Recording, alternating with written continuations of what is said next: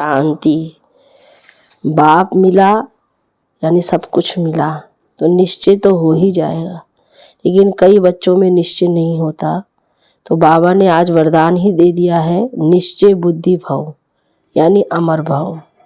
तो आज की विशेष अव्यक्त मुरली हम बच्चों को निश्चय बुद्धि का फाउंडेशन मजबूत कराने के ऊपर बाबा समझा रहे हैं। तो आज है 8/1/2023 के अव्यक्त बाप दादा के महावाक्य सुनेंगे। सार है निश्चय बुद्धि भव यानी अमर भव। आज बाप दादा सर्व अति स्नेही, आदि से यज्ञ की स्थापना के सहयोगी, अनेक प्रकार के आए हुए भिन्न भिन्न समस्याओं के पेपर में निश्चय बुद्धि विजयी बन पार करने वाली आदि स्नेही सहयोगी अटल अचल आत्माओं से मिलन मनाने आए हैं। निश्चय की सब्जेक्ट में पास हो चलने वाले बच्चों के पास आए हैं। यह निश्चय चाहे इस पुरानी जीवन में चाहे अगले जीवन में भी सदा विजय का अनुभव कराती रहेगी। निश्चय का अमर भव का वरदान सदा साथ रहे।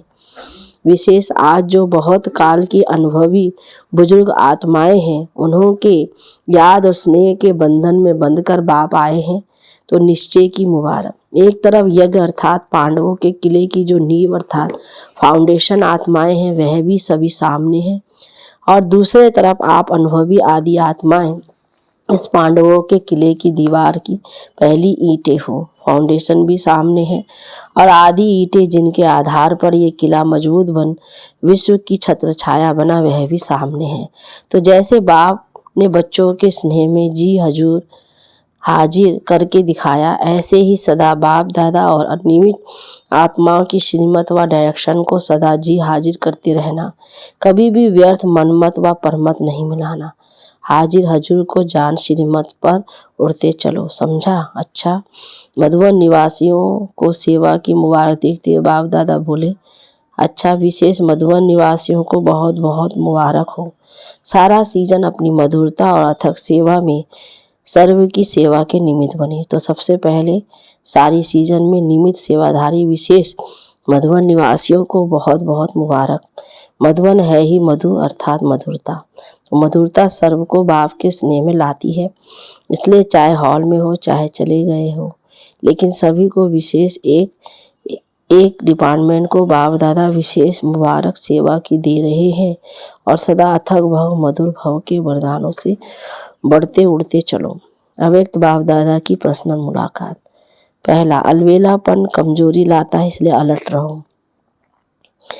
सभी संगम युगी श्रेष्ठ आत्माएं होना। संगम युग की विशेषता क्या है जो किसी भी युग में नहीं है? संगम युग की विशेषता है, एक तो प्रत्यक्ष फल मिलता है और एक का पदम गुणा शक्ति का अनुभव इसी जन्म में होता है। प्रत्यक्ष फल मिलता है ना, अगर एक सेकंड भी हिम्मत रखते हो तो मदद कितने समय तक मिलती रहती है। किसी एक की भी सेवा करते हो तो खुशी कितनी मिलती है।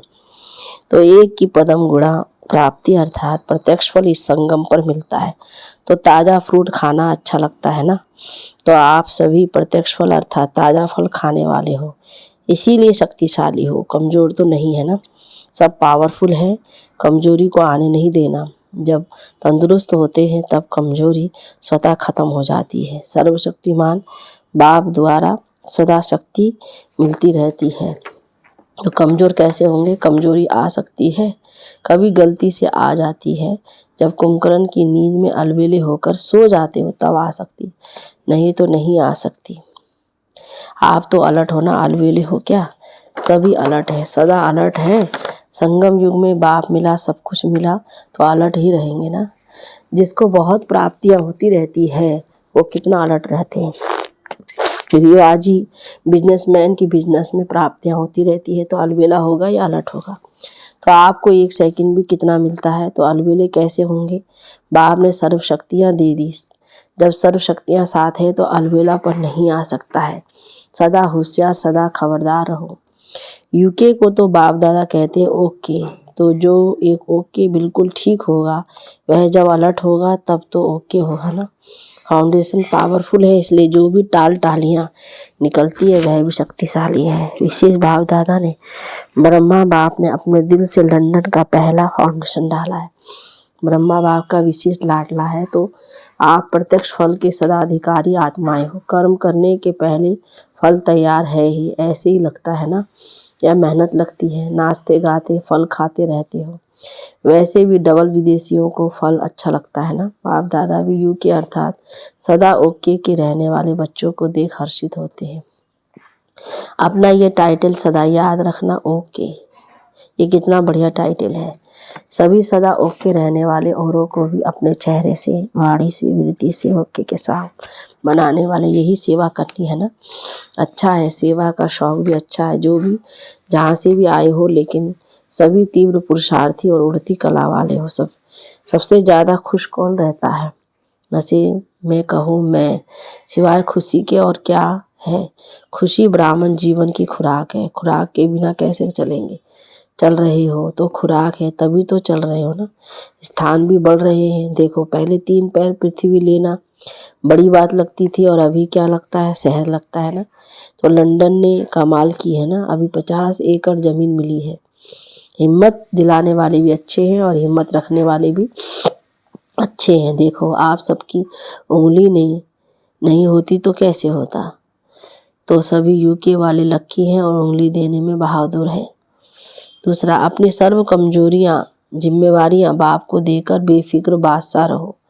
तो सदा अपने को बेफिक्र बादशाह अनुभव करते हो, या थोड़ा थोड़ा फिक्र है? क्योंकि जब बाप ने आपकी जिम्मेवारी ले ली तो जिम्मेवारी का फिक्र क्यों? अभी सब सिर्फ रिस्पॉन्सिबिलिटी है बाप के साथ साथ चलते रहने की।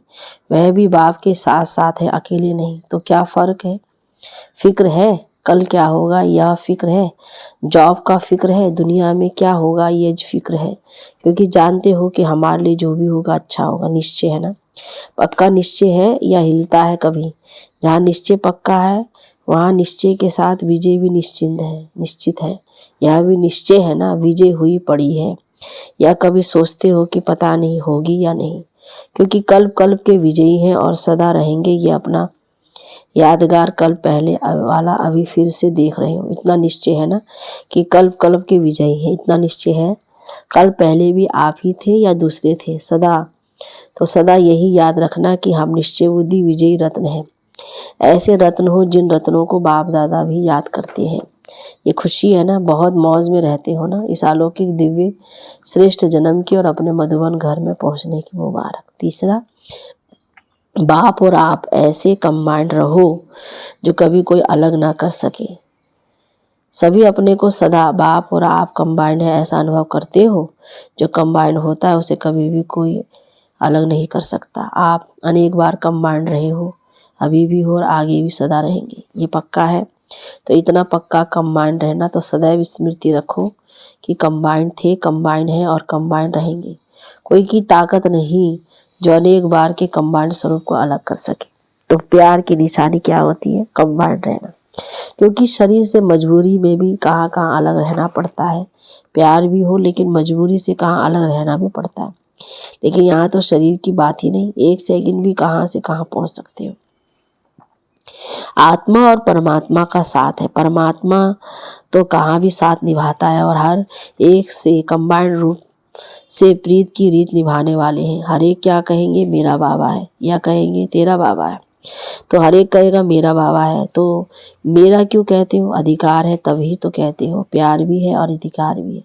जहाँ प्यार होता है वहाँ अधिकार भी होता है। अधिकार का नशा है ना।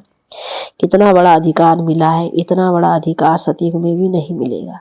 किसी जन्म में परमात्मा अधिकार नहीं मिलता। प्राप्ति यहाँ है, प्रारब्ध सतयुग में है, लेकिन प्राप्ति का समय अभी है। तो जिस समय प्राप्ति होती है उस समय कितनी खुशी होती है। प्राप्त हो गया फिर तो कॉमन बात हो जाती है, लेकिन जब प्राप्त हो रहा है उस समय का नशा और खुशी अलौकिक होती है। तो कितनी खुशी और नशा है, क्योंकि देने वाला भी बेहद का है तो दाता भी बेहद का है और मिलता भी बेहद का है। तो मालिक किसके हो? हद के हो या बेहद के? तीनों लोग अपना बना दिए। मूल वतन, सूक्ष्म वतन और हमारा घर है ये स्थूल वतन। तो हमारा राज्य आने वाला ही है।